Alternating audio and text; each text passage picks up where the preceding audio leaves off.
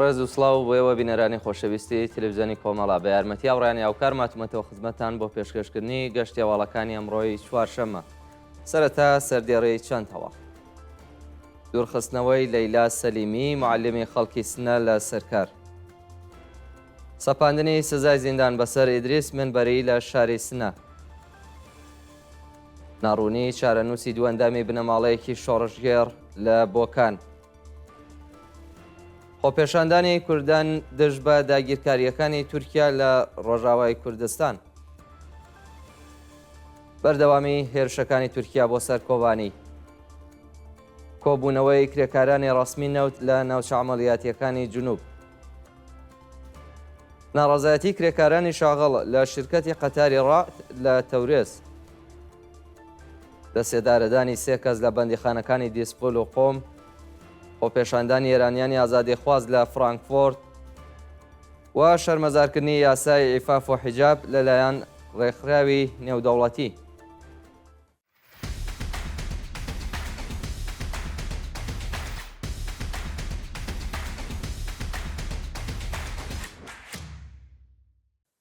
دوورخستنەوەی لەیلا سەلیمی معلمی خەڵکی سنە لە سەرکار.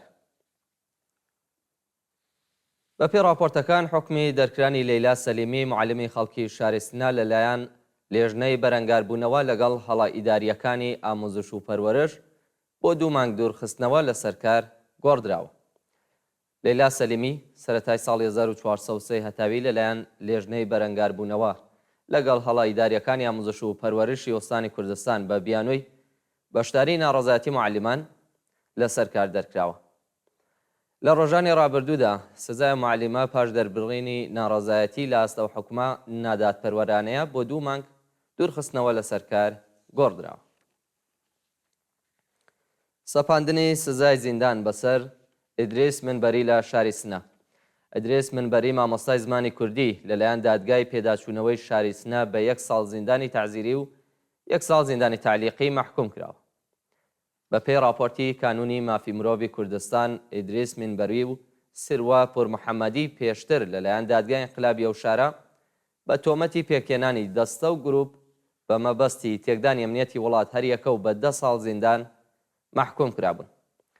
ئیدریس منبەری مامۆستای زمانی کوردی وەندامی دەستەی بەڕێوەبەرایەتی ڕێکخراوی نۆژین لە ئاست ئەو حکومە ناڕەزایەتی دەربڕی و لە ڕۆژانی ڕابردوودا سزاکەی لە دادگای پێداچوونەوە بۆ 1 ساڵ زیندانی تعزیری و 1 ساڵ زیندانی تعلیقی گۆڕدراوە. ناڕوونی شارەنووسی دووەندامی بنەماڵەیەکی شۆڕژگێڕ لە بۆکان. زیاتر لە 10 ڕۆژە دووەندامی بنەماڵەی گیانبەخت کردوویەکی ئەندامی پژاک لە شاری بۆکان دەست بەسەر و لە دەستڕاگەیشتن بە پارێزەر و چاوپێکەوتن لەگەڵ بنەماڵە بێبەشکراون. ڕۆژی 10 سەرماوەزی ئەم ساڵ هێز ئەمنیەکان لە شاری بۆکان هێرشیان کردە سەر بنەماڵەی قولیزادە لە شاری بۆکان و عەبدوڵڵا قولیزادە و کوڕەکەی بە ناوی هێمنیان دەست بەسەر کرد. ئەو دوو هاوڵاتیە پاش ڕفاندن لەلایەن هێزەکانی حکوومەتەوە بۆ گرتوخانەی اطلاعاتی ورمێ ڕاگوێزران و لەو ڕۆژەوە هیچ پەیوەندیەکیان بە کەسوکاریانەوە نەگرتووە. بە وتەی سەرچاوەکانی هەواڵ ناوەندە ئەمنیەتیەکانی ڕژیم گوشاریان بۆ بنەماڵە هێناوە و داوای هاوکاریان لێ دەکەن. بنەماڵەی قولیزادە داوای یارمەتی لە ڕێکخراوەکانی مافی مرۆڤ دەکەن و دەڵێن گیانی عەبدوڵڵا و هێمن لە خەتەردا.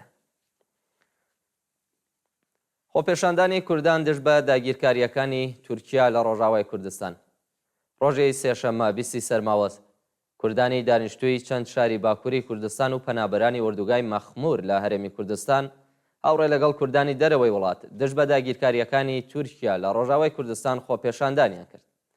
بەپێی راپۆرتەکان کوردانی باکووری کوردستان لە چەند شاری تورکیا دژ بە کۆمەڵکوژی خەڵکی ڕۆژاوای کوردستان لەلایەن گروپە ئیسلامگەرەکانی سەر بە ئەردۆغان خۆپێشاندانیان کردووە و خوازیاری ڕاگرتنی هێرشەکان بوون. لە وردوگای پەنابەرانی مەخمور ئاوەرەکانی باکووری کوردستان ڕێپێوانیان کرد و خوازیاری کاردانەوەی توندی کۆمەڵگەی جیهانی لە ئاست جینایەتەکانی دەوڵەتی فاشیستی تورکیا بوون. لە وڵاتەکانی ئاڵمان، سوێد، سوئیس، فەڕەنسا، بریتانیا و نۆڕوێژ کوردانی دیاسپۆرا ڕژانە سەر شەقام و بەوتنەوەی دروشت خوازیاری کۆتایهێنان بە داگیرکاریەکانی تورکیا لە ڕۆژاوای کوردستان. بەردەوامی هێرشەکانی تورکیا بۆ سەر کۆبانی. ڕۆژی سێشەمە ئەرتەشی تورکیا و گروپە جیهادیەکانی سەر بە وڵاتە هێرشێکی قورسیان کردە سەر گوندەوارەکانی کۆبانی و چەند کەسی مەدەنی بوونە قوربانی. بەپێ ڕاگەاندنی خۆبەڕێوەبەرایەتی ڕۆژاوای کوردستان، ئەمریکا نێوانگیری لە نێوان هێزەکانی سووریای دموکراتیک و گروپە ئیسلامگەرەکانی سەر بە تورکیا کردووە و پاش چەند ڕۆژ شەڕی قورس و کوژانی دەیان تێرۆریست شاری منبجیان ڕادەستی گروپەکانی بە ناوی ئۆپۆزیسیۆنی سووریا کردووە. ڕۆژی ڕابردوو سێژنی شۆڕژێر لەلایەن تێرۆریستانەوە کوژان و چەندین بریندار لە نەخۆشخانەی منبج لەلایەن تێرۆریستانەوە کۆمەڵکوژ کران. لە گوندەکانی دەوروبەری کۆبانی سێ کەسی مەدەنی بەهۆی بەردومانەکانی تورکیا گیانیان لەدەستا و سێ شارۆمەندی دیکەش بریندار بوون. بە پێی زانیاریەکان دەوڵەتی تورکیا ئامادەکاری بۆ داگیرکردنی کۆبانی دەکات و چالاکی سیاسی لە زۆر شوێنی جیهان سەبارەت بە کۆمەڵکوژی کوردانی ڕۆژاوا لەلایەن دەوڵەتی تورکەوە هۆشداری دەدەن ئەمریکا. لە هەواڵێکی دیکەدا 6 کرێکاری شاغڵا کێڵگەی نەوتی تەمیم لە دێرە زور لە هێرشی چەکدارانی داعشدا کوژراون. کۆبوونەوەی کرێکارانی ڕەسمی نەوت لە ناوچە عەمەلیاتیەکانی جنوب. ڕۆژی سێشەمە 20 سەرماوەز کرێکارانی ڕەسمی نەوت شاغڵا سەکۆنەوتیەکانی جنوب هاوڕێ لەگەڵ کرێکارانی ئەرکان سالس دژ بە دۆخی خراپی پیشەی و مەعیشەتی خۆپێشاندانیان کرد. کرێکارانی ڕەسمی نەوت لە کۆبوونەوەکانیاندا خوازیاری وەلانانی سەقفی هەقدەست، وەلانانی ئاستەنگیەکانی بەردەم سەنەواتی خانەنشینی و گەڕانەوەی ئەو بڕەپارەکە لە ساڵانی ڕابردووەک و باز لەسەر هەقدەستەکانیان کەم کراوە بەکردەوە دەراتنی تەواوی مادەی دەی یاسای ئەرک و بەرپرسیارەتی پێرسۆنێلی نەوت و دابینکردنی ئیمکاناتی ڕفاهی وەلانانی جیاوازی و لەسەر کارلابردنی بەڕێوەبەرانی ناکارامە بوون. ناڕەزایەتی کرێکارانی شاغڵ لە شرکەتی قەتاری ڕعد لە تەورێز.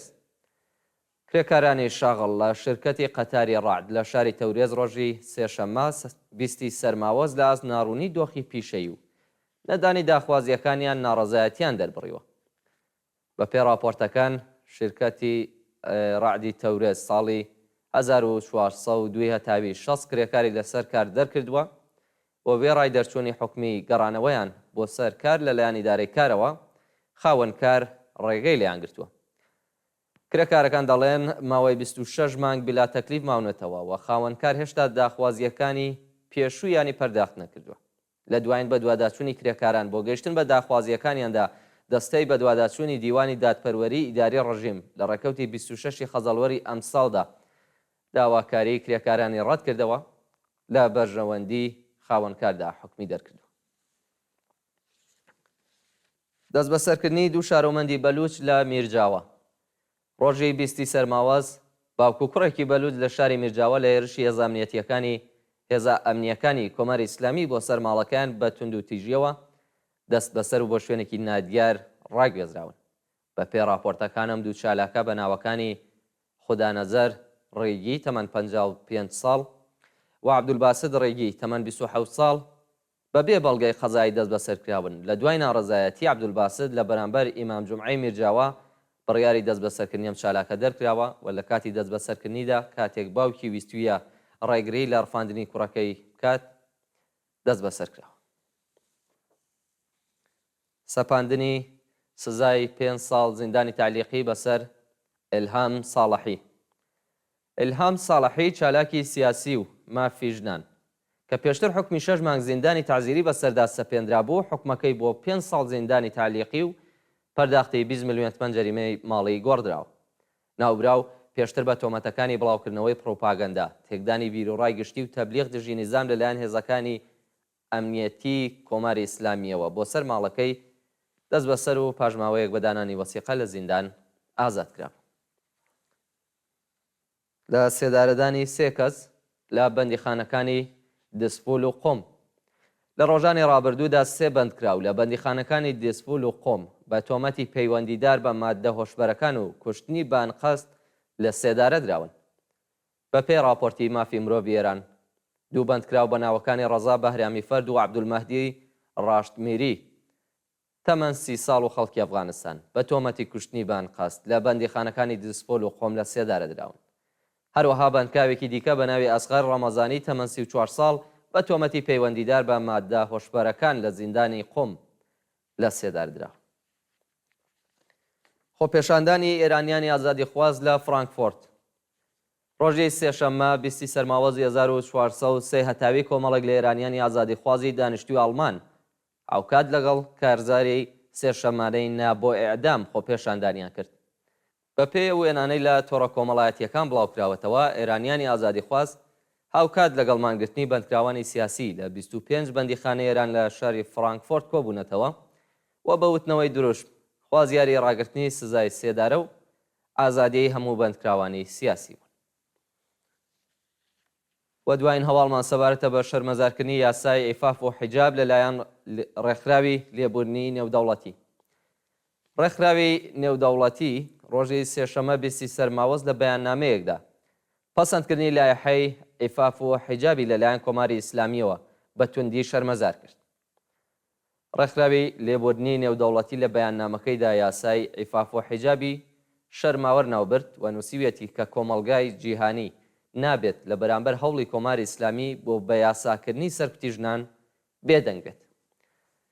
جێگری بەڕێوەبەری ناوچەی ئەو ڕێکخراوەیە لە ڕۆژهەڵاتی ناوەڕاست و باکووری ئەفریقا داوای لە تەواوی وڵاتانی جیهان کردووە کە لە هەموو ئیمکاناتەکانیان بۆ گوشارهێنان بۆ سەر ڕژیمی ئیسلامی ئێران کەڵک وەربگرن تاکو ڕژیم ناچار بێت یاسای کۆنەپەرستانەی ئیفاف و حیجاب هەڵوەشێنێتەوە. شایانی باسە کە یاسای ئیفاف و حیجاب پاش چەند جار گۆڕانکاری لە مەجلیسی ئیسلامی و شۆڕای نیگەهبان لە 74 بڕگە و 5 بەش پەسەند کراوە. بەوتێ قاڵیباف سەرۆکی مەجلیسی ڕژیم ئەو یاسایە بڕیارە ڕۆژەی 23 سەرماوەز بە هەموو دام و دەستگا حکومیەکان ڕابگەیەنرێت. بەڵە بینەرانی خۆشەویست گەشتی هەواڵەکانتان پێشکەش کرا کاتێک و ساتێکی خۆش بۆ هەموو لایەک.